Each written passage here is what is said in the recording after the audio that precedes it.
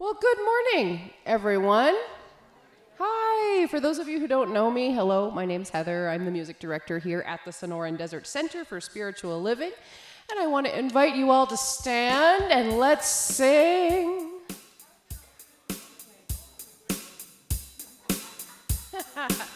It is a song called The Journey of Awakening in the pink sheet inside your program.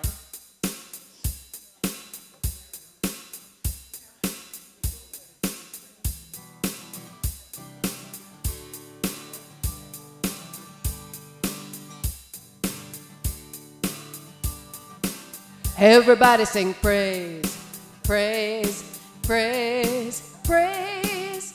Praise for the journey of awakening. Everybody sing praise, praise, praise, praise. Praise for the journey of awakening.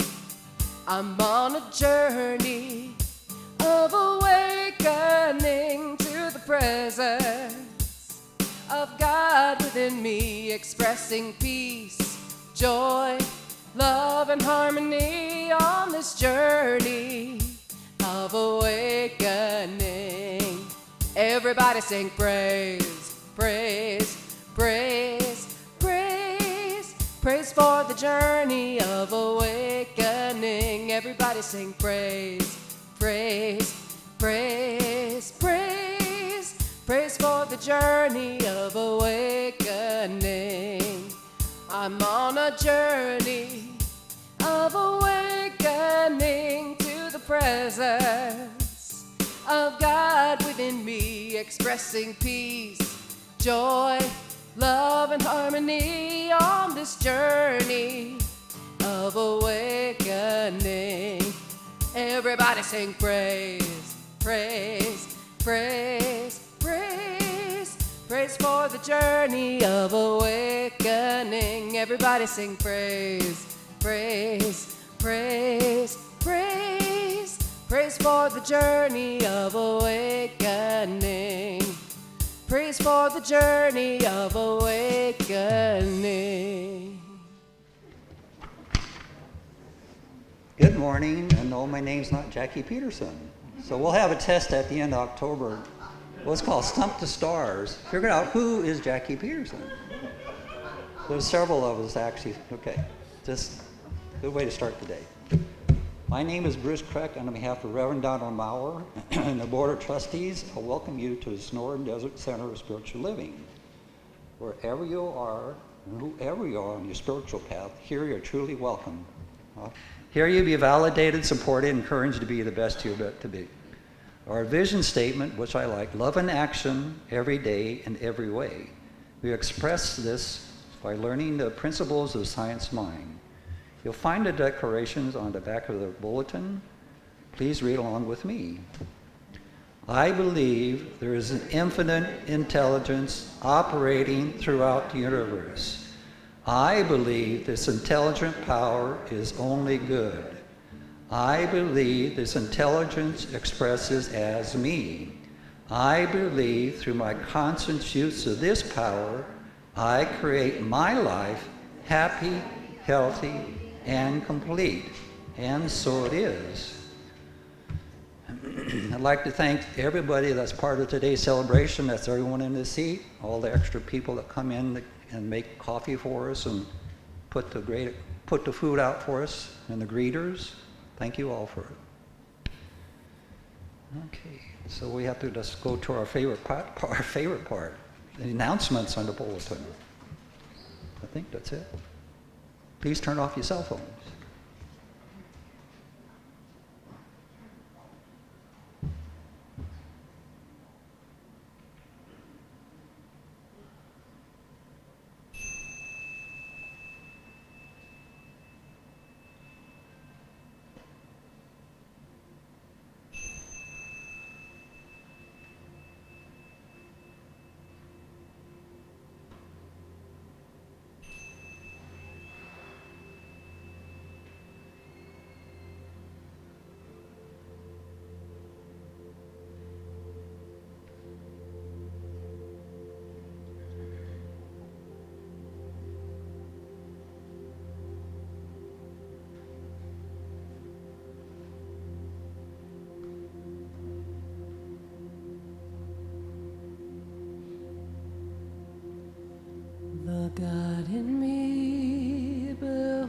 the God in you.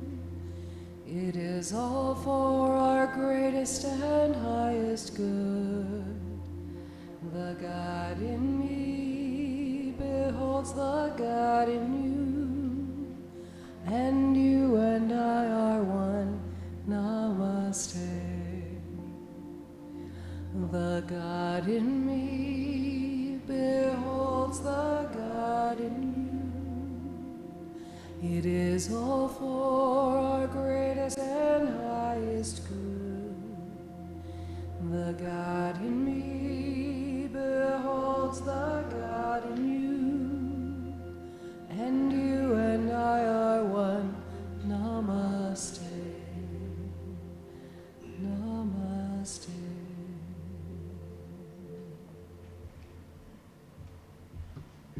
Good morning.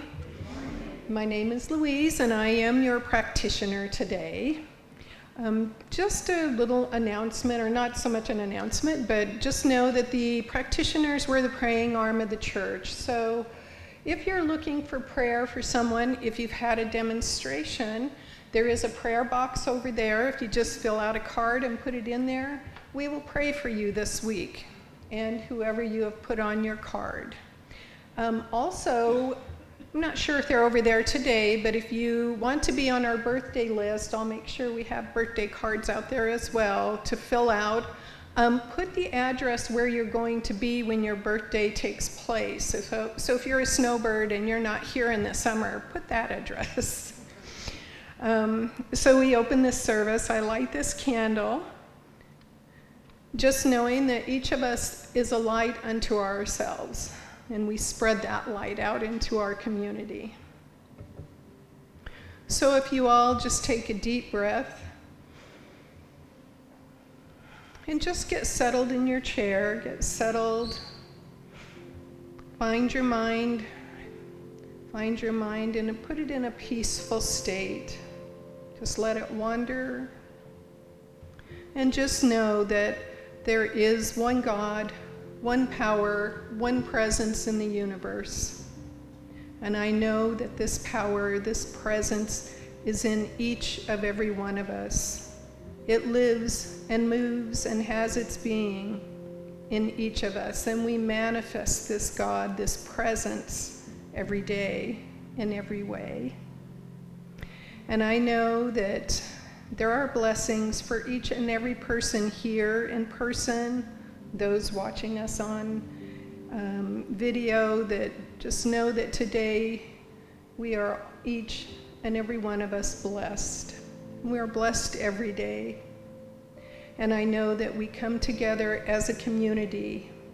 As a community, we are strong, we are healthy, and we are vibrant. And I anchor this by saying, and so it is. So my reading today is out of the Science of Mind magazine, July 2022. I love horses, so I just thought this was a great little magazine. So this is mirrors reflecting back. But there is no use in stating a problem unless we try to find its answer. The answer to most of the problems of family life is in the minds of the parents. It doesn't matter how stern a sense of justice there is in the mind of the parent, unless this justice is free from any sense of criticism. It is the criticism, not the justice, that will register in the mind of the child. Children feel rather than think, and they react to what they feel. Children are like little mirrors reflecting the thoughts of their parents. Isn't that true? They are like little recording instruments, automatically reproducing the thoughts of those around them. As the twig is bent, so the tree will grow. The most fortunate family group is the one where the parents have faith in this thing called life, where they believe in a power greater than they are, and where they do not hesitate to talk about these things. Our reactions to life are tied in with our spiritual convictions. We cannot escape this, for no matter how adult we may think we are, we are still children in a larger family. And just as a child needs to have confidence in their parents, so you and I need the same confidence and a power greater than we are. Science, psychology, medicine, as much as we need them, are inadequate to meet all the problems of life. It is only as we feel ourselves to be in partnership with life that we can hope to live together in peace and harmony. Now you may say, are you trying to convert me to your religion? That is the last thing in the world I wish to do. I am not trying to talk to you about my religion at all. But this I know, the family without a religion is unfortunate. It is not and cannot fulfill its psychological needs.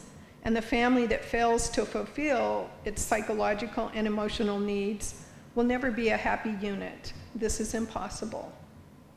The solution to most family difficulties lies in the need of some kind of spiritual faith, a faith in something bigger than you are, bigger than all of us, but a faith in something that is immediate and accessible. A conviction that there is a living presence everywhere, a presence of good, of peace, and of life. All religions are based on this simple faith. Therefore, all religions are good. Namaste.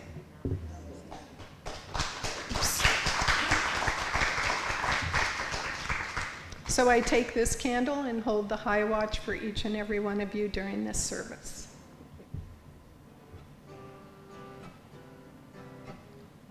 When you're losing your way, when it's too much to take, when your will is broken, I'm here.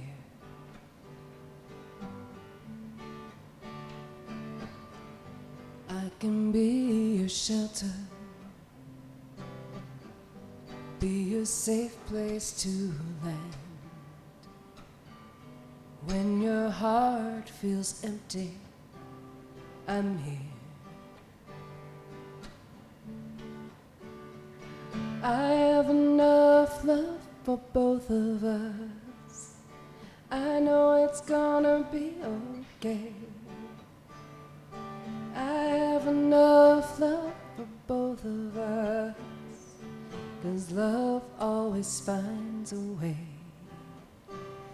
Yes, love always finds a way.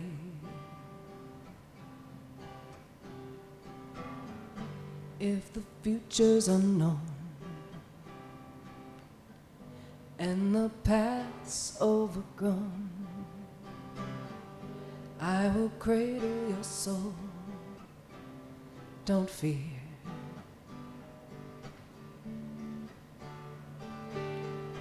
Though you don't have the answers,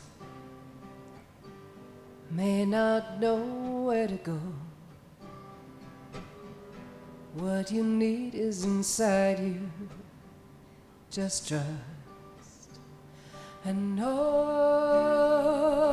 I have enough love for both of us. I know it's gonna be okay. I have enough love for both of us, 'cause love always finds a way. Yes, love always finds a way. I'm your light in the storm, I'm your call to come home. I'm your beacon of hope. You can count on me. You can count on me. I have enough love for both of us. I know it's gonna be okay. I have enough love for both of us, 'cause love always finds a way. Yes, and love always finds a way. Love always finds a way. Don't love always find a way?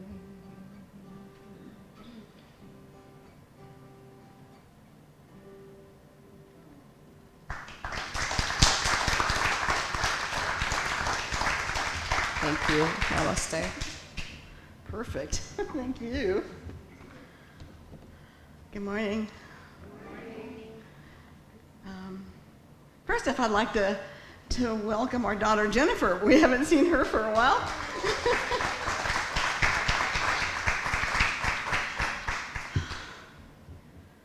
Okay. We're on the final segment. I didn't know if I was going to do this, but okay, I will. When I was in Florida, and I first took the church in Florida, the woman who was retiring because of macular degeneration was a very go-by-the-book kind of minister. So when I did this series there, she came up to me afterwards and she said, "I was just wondering what you were going to do with all that via crap." And she said, "But I really like it." So it's kind of out of the true trajectory of Science of Mind, and yet it is exactly Science of Mind. We began with Via Positiva. There's 4 paths, and that's the path of awe and joy. And we're invited in that path to see ourselves and the world around us as blessings.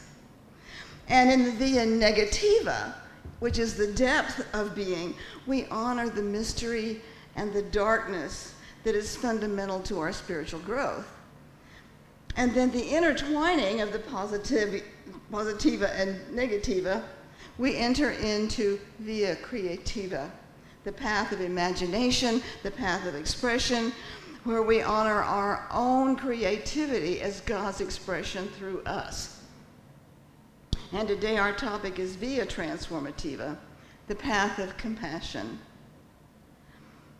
To get to this path of compassion, what we have to do, I think, in these other 3, is change our idea of what the world is.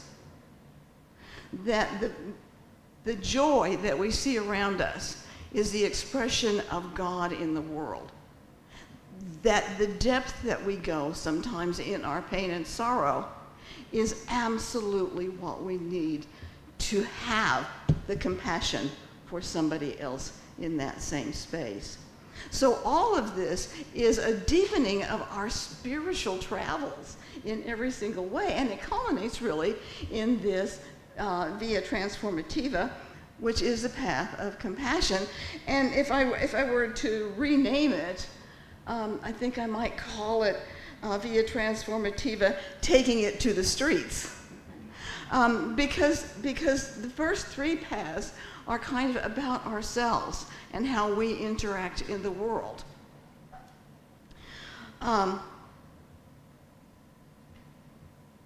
But unless we move out into the world of what we know to be true, unless we become an active channel of God's love, truth, beauty, joy, harmony, peace, then we've not completed that journey of awakening to our own spiritual reality.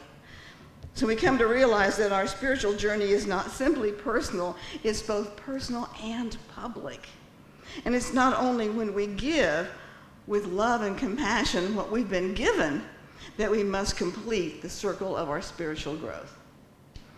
Mythologist Joseph Campbell is most famous for his definition of the hero's journey, which is the path that we all take at some level.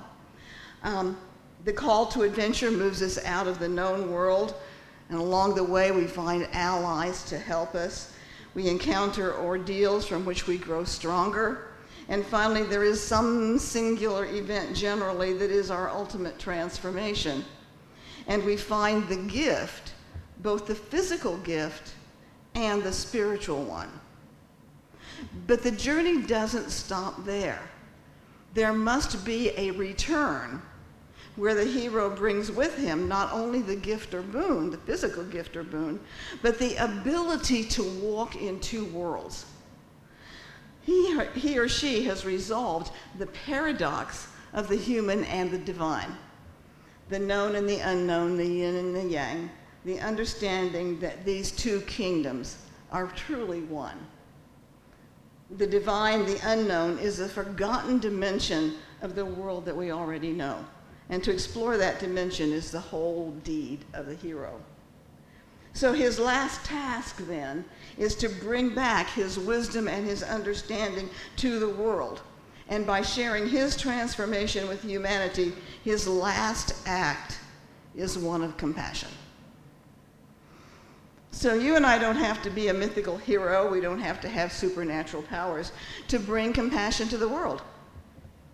I ran across a quote by Rachel Joy Scott, and she says, "Compassion is the greatest form of love humans have to offer."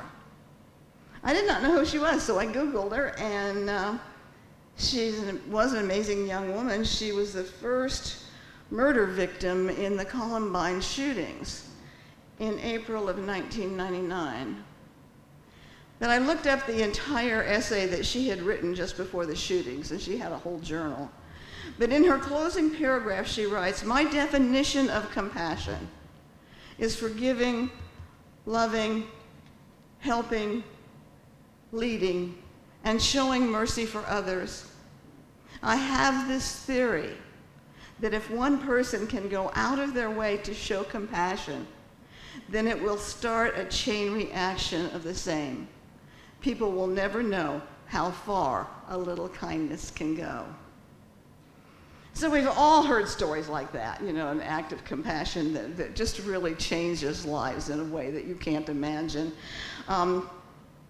One story in the 1960s at night, 11:30 p.m., an older black woman was standing on the side of an Alabama highway trying to endure a lashing rainstorm.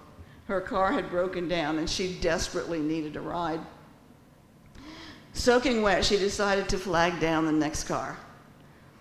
A young white man stopped to help her, generally unheard of in those conflict-filled 60s. But the man took her to safety, helped her get assistance, and put her into a taxi cab. She seemed to be in a big hurry, but she wrote down his address and thanked him. 7 days went by, and a knock came on the man's door. And to his surprise, a giant console color TV was delivered to his home with a special note attached. It read, "Thank you for assisting me on the highway the other night. The rain drenched not only my clothes, but my spirits, and then you came along. Because of you, I was able to make it to my dying husband's bedside just before he passed away. God bless you for helping me and unselfishly serving others. Sincerely, Mrs. Nat King Cole." Isn't that cool? So at a time of cultural upheaval back then, it would have been perfectly acceptable for a white man to ignore a black woman. Yet on our spiritual path, we cannot ignore those who need our help. Matthew Fox tells us that compassion is the goal, the fullest energies of the human-divine marriage, for it is the cosmos mended and made whole again. And I just love that. It's the cosmos in our own little way. When we perform one act of kindness, one act of compassion, in that little area, we are mending the cosmos. Isn't that a wonderful thought? Oriah Mountain Dreamer, in her book, The Call, tells of the story of a man who traveled to India to meet and sit with Maharajaji, guru to the American spiritual teacher Ram Dass. There's a test in here, so pay attention. Speaking of the incredible love that Maharaji had for everyone, the man said, "Well, I could almost begin to understand how he loved everybody. That was sort of his job. He was a saint. Saints are supposed to love everybody." That's not what staggered me. What staggered me is not that he loved everybody, But then when I was sitting in front of him, I loved everybody. So you and I have the power to be such an example of love and authenticity that we bring it out to others. It's not something that we learn, it's something that we are. It's our divine nature, spirit, working through us when we listen. You know, Jesus was the most profound way shower for this path of compassion. In a time when children had no voice, he said, "Suffer the children to come unto me, for such is the kingdom of heaven." In a time when women were considered chattel, his two best friends were women, and he considered Mary Magdalene a disciple. He healed the withered hand of a leper with no thought of class distinction. He ate and drank with the richest and the poorest alike. When asked for a definition of neighbor, he answered with a parable, with the neighbor being a Samaritan from a sect despised by those to whom he was speaking. And he stopped the stoning of a young woman accused of adultery by saying, "Whoever among you is without sin, cast the first stone." And I found a very interesting explanation of this event by Candace Chalou, pastor of Jubilee Circles in Columbia, South Carolina. And it kind of goes along with the Maharaji. So according to Pastor Chalou, this story is read as a lesson in guilt. The crowd had every reason to stone the woman, and according to law, this was the proper punishment for adultery. The scribes and Pharisees knew that the law was on their side and were using this event as a way to trap Jesus. They knew that Jesus knew the law, and if he stopped the stoning, he would be breaking the law and could be arrested. When he said, "He who is without sin cast the first stone," he was not trying to shame the mob into self-reflection about their own sins. Instead, he was lifting the veil of illusion. Pastor Chalou says, follow me now because we're going to wander into some deep, uncharted theological waters. The traditional reading is right when it teaches that the crowd dropped their stones because they realized they were no better than this woman, but not because they believed that they were equally guilty. In this moment, their eyes were opened in love, and they saw her as innocent, and in turn saw themselves as innocent. And that is the real miracle. They had changed their perception, not through guilt, but through love, because Jesus allowed them to see this woman through his eyes, to see her as he saw her, not guilty of anything, but as an innocent and beloved child of God.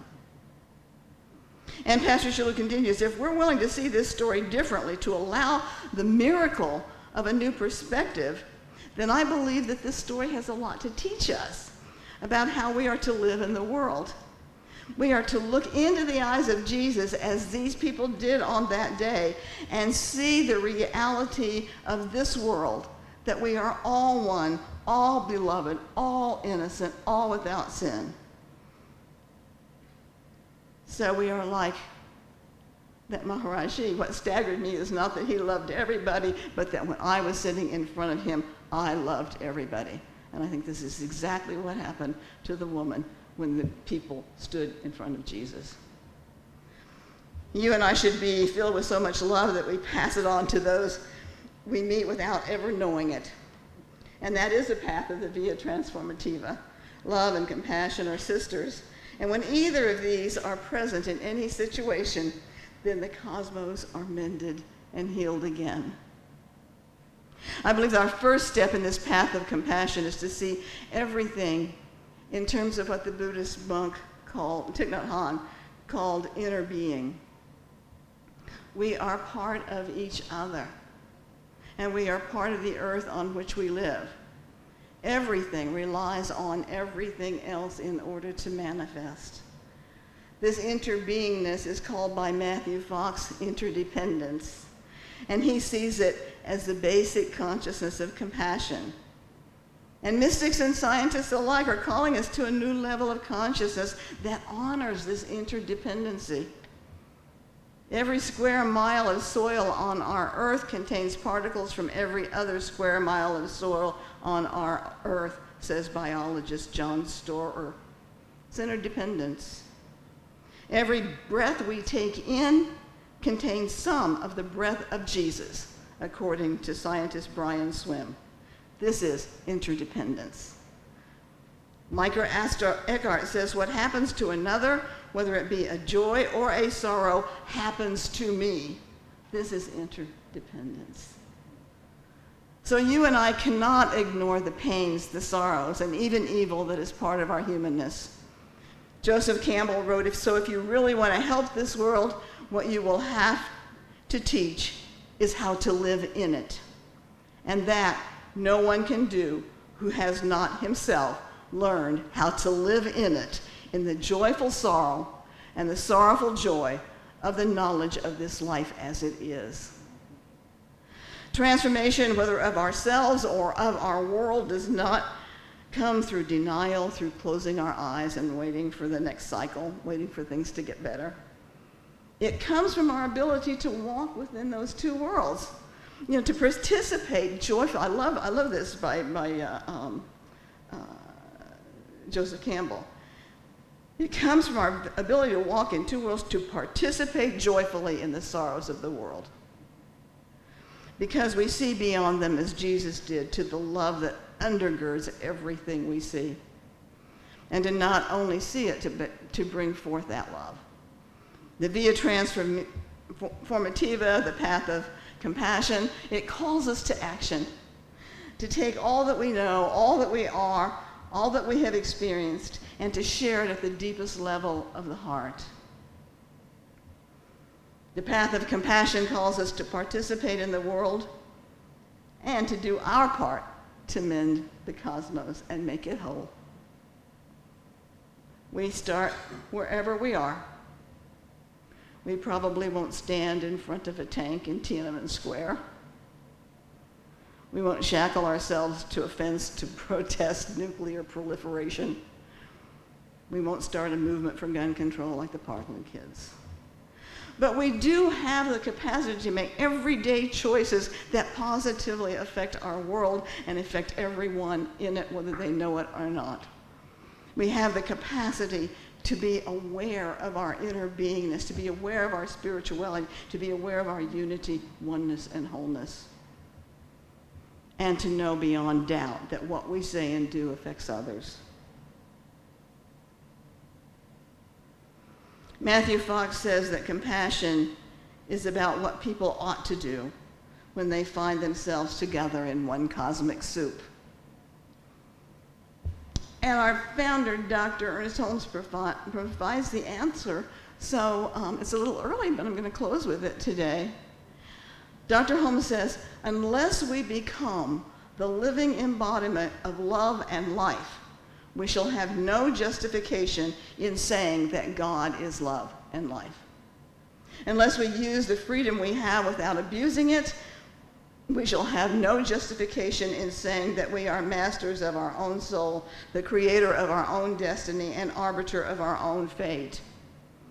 But if we can bind ourselves together reverently in love and compassion, in mutual tolerance and understanding, under the cohesive powers of the universal law of good and the beneficence of a divine and universal presence, then shall we be able to use the liberty without license, to diffuse uniformity with unity, and to lead the world down the pathway of a new enlightenment. This new enlightenment is the Via Transformativa. It is the way of compassion. It's the way you and I are in this world. Thank you. Namaste.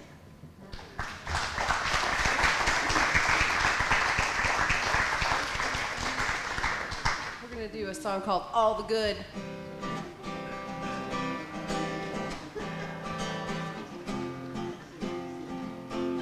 If you know the hand movements for that, you're welcome to do them.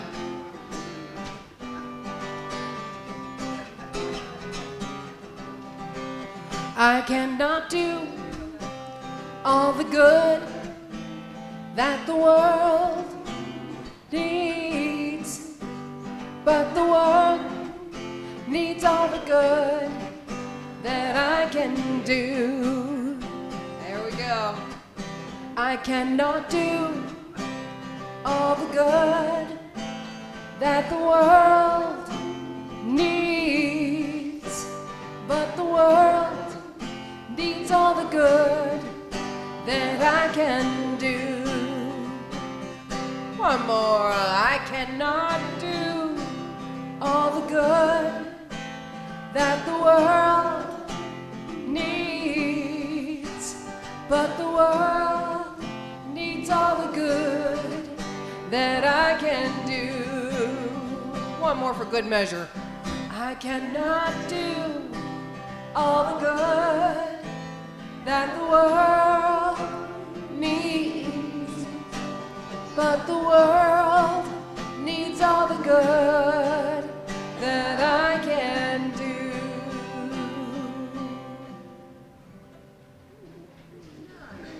Nice one, yeah.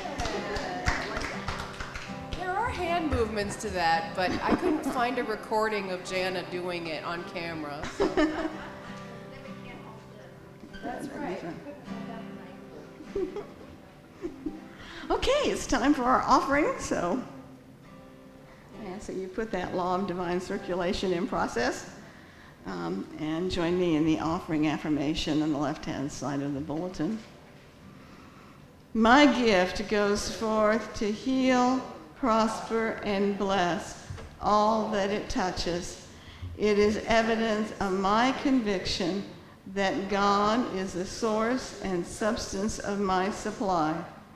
I share generously of my good, knowing that it returns to me multiplied abundantly, and so it is.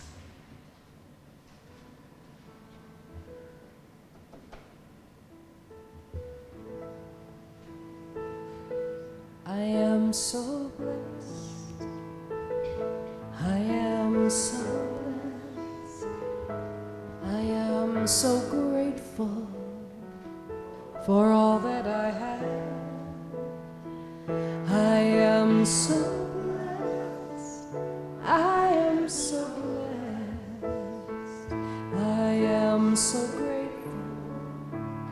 I am so blessed. I am so blessed. I am so blessed.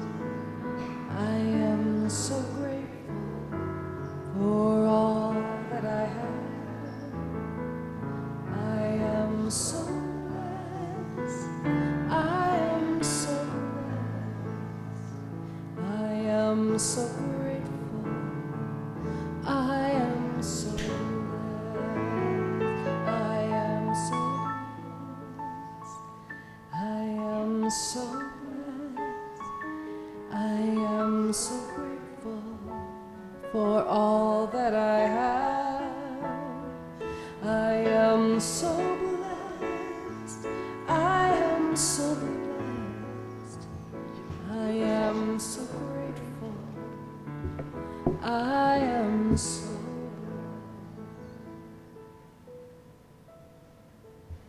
Okay, so we thank you for helping us keep our heads above water, you know? And even more because we're actually able to help out in the community behind the scenes in ways we may not know of, but we're out there helping. So we just gave money as a sponsor for the chili cook-off, which I think is the 17th of November. 12th? Okay, so be sure and be down here because there's lots of good things going on. But that's one of the places, and then other places have been to help Ukraine, and I think we gave some to Pause Patrol not long ago. So you may never hear of that, but 10% of the money we get on Sunday collections goes to charities and to good causes here in mostly here in our community. So I want you to know that. Okay, so let's take a moment to close off in prayer, and then grab, if you're in the choir, grab a cookie or two and a cup of coffee, and meet Heather up front, and if not, just come back and hang out at the coffee pot with us, so we can talk. Okay. So let's just take a moment to know that God is all there is. That this path, this four-way path to enlightenment, is really our way of acknowledging the spiritual world of which we are a part. And as we bring that into our life as part of our living, it moves out into the world automatically through us. So I give thanks for the opportunity to be here, to have this teaching, and to be able to take it out into the world in strange and mysterious ways sometimes. I want to say a special word for Amy and John. John's on his way to Idaho. Amy fell and may have broken her ankle. So we're just going to pray for a fast recovery for her, and for a safe trip for John. And for anybody else who's experiencing any kind of a challenge, to know right now there is a power greater than any appearance contrary to love. And so I know it for each and every one of us. I give thanks for each and every one of us, and just simply say together, and so it is. Okay, thank you. Can we stand and sing Stand?